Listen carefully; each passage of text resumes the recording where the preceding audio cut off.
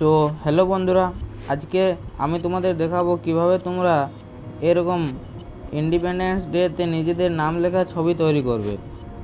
এর জন্য প্রথমে আমাদের গুগলটি বা ক্রোম ব্রাউজারটি ওপেন করে নিতে হবে। তো আমি এখানে ক্রোম ব্রাউজারটি ওপেন করে নিচ্ছি।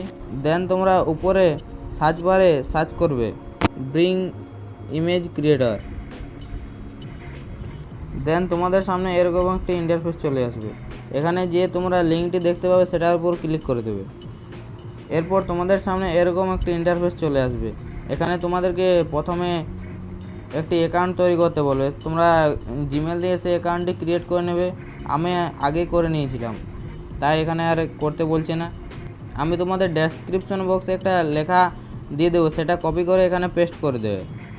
তো আমি ওই লেখাটা পেস্ট করছি।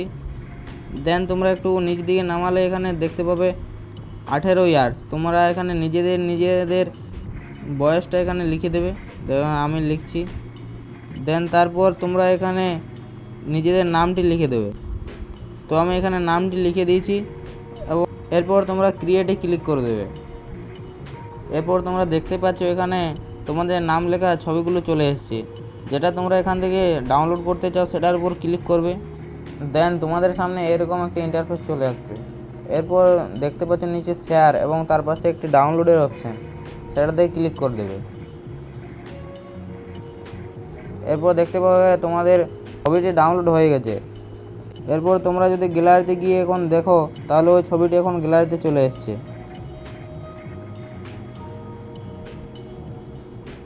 এই দেখো,